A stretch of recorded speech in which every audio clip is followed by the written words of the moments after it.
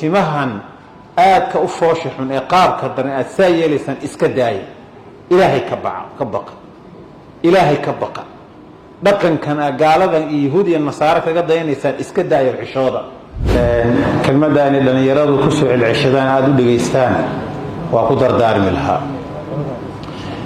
kolley nin weyn wuxuu yidhaahdo waa iska dardaaran, dhowr qodob baan ku dardaarmi lahaa.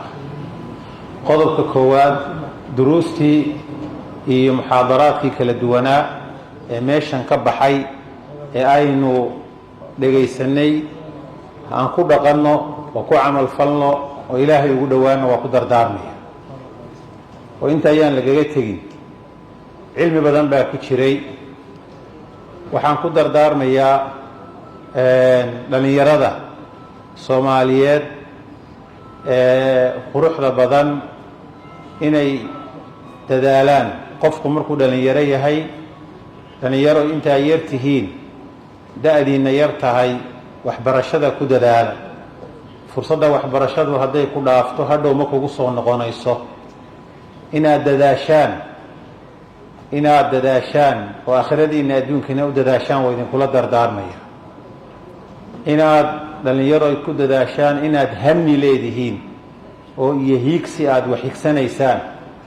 haddaad shaqo doonaysaan, haddaad guur doonaysaan, haddaad cilmi doonaysaan, haddaad nabadgelyo doonaysaan, intaba ilaahay gacantiisay ku jirtaa. nebi muuse waa maqlaysan qisadii sheekha hadda ku jirtay muxaadaradiisa. uu ka soo cararay meeshii masar ahayd. markii uu yimid madaa'in 8 maalmood buu soo socday bay dhahaan mufasiriintu. waa caleenta iyo biyaha keliya cunaya, wax kale aan weysan, isagoo baqanaya. markuu geedkii hoos seexday, ilaahay buu la hadlay meel aanu cidna ka garanaynin. xaas ma leh, xoolo ma leh, awlaad ma leh, shaqo ma leh, waa baqayaa. cadow baa caydhsanaya, inuu badbaaduu noolaaduu rabaa. rabbi innii limaa anzalta ilaya min khayrin faqiir. rabbiyow wixii aad ii soo dejiso khayra waa u baahana. ilaahay waa siiyey wixiiba. markiiba gabadhiiba usoo noqotay ina Shucayb. waa tii loo guuriyey, waa tii shaqo lagula heshiiyey, kontaraag lala galay 8 sano ilaa 10 sano. waa tii gabadhii loo guuriyey, xoolo la siiyey, nabadgelyo helay, guri helay, shaqo helay. dhalinyaradu marka intaa badan mustaqbalkay ka hadlaan. mustaqbal fiican baan rabaa. gabdhuhu haba u badnaadeen, mustaqbal saaraan rabaa. mustaqbalkan aad ka hadlayso, aad raadinayso, waa inaad ilaahay ku kalsoonaataa, alla ku xidhnaataa, diintiisa ku dhaqantaa. dhalinyarada waxaan kula dardaarmayaa inaad iska daysaan ku dayashada gaalada. dhalinyaradeenna bal timahooda fiiriya.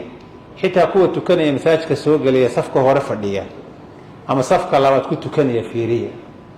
walaalayaalow, adeerayaalow, maxaa timaha idinku diray? dagaalkan timaha idinkala dhexeeya muxuu yahay idinku salliday?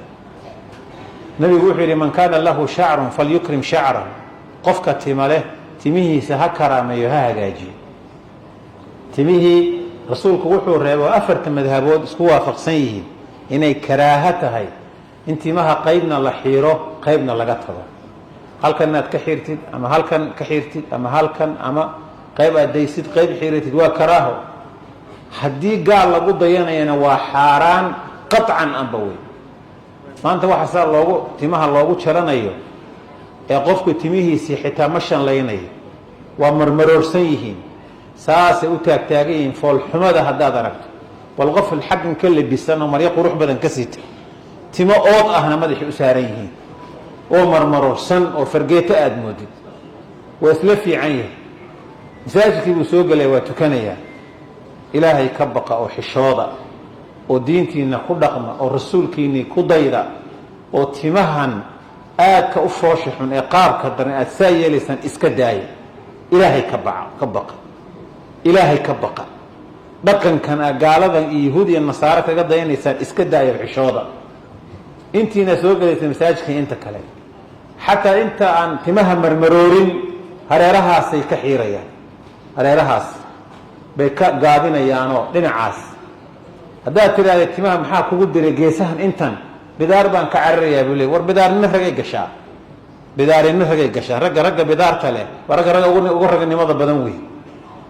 maxaa hadday bidaari ku gasho maxaa kaa xumaanaya ma naag baad noqonaysa hadday bidaari ku gasho soo ninkaagii un ma tihi maxaa iska kaa bedelaya timahan ka daaya oo dhaqankan aada u xun iska daaya waddankiina ku kalsoonaada waddankiina shaqo taalla oo amni baa yaal aqoon baa taalla ku kalsoonaada inaad waddankiina jeclaada tahriibta iyo waxa xun iska ilaaliya baaraka allahu fiikum waa idinkula dardaarmaya shaqaa taalla shaqaysta wax u barta wadaniyiin noqda ilaahay waddankiina aamina oo idin siiye waa idinkula dardaarmaya waalidkood mas-uuladiina guta gabdhaha iyo wiilasha hoosu eega ilaahay idinku arsaaqay dadka qaar baan ilaahay awlaadba siin haddii ilaahay awlaadku siiyey awlaadda alla idin siiye hoosu eega oo tarbiyadooda iyo xusuustooda iyo khayrkaa xusuusisaan iyo la sheekaysashada iyo toosinta iyo wanaagga caruurta ku dadaala xaaraan ka ilaaliya xalaal ku arsaaqa awlaadiina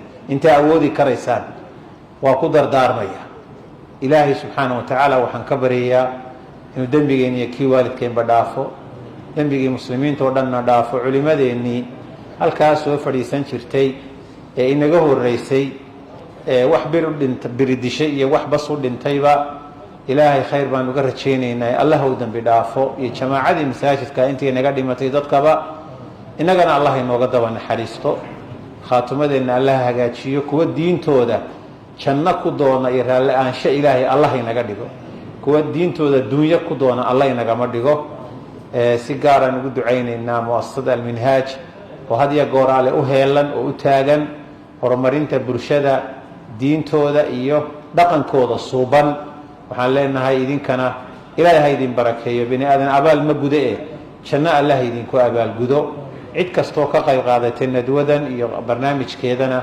waxaan leenahay shirkadaha iyo walaalaha kaleba iyo dhammaan jazaakum allahu khayran intii faa'iiday ee soo xaadirtay dhegaysatay wiilal iyo gabdhaba jazaakum allahu khayran astawdicukum allah alladii laa tadiicu wadaa'ica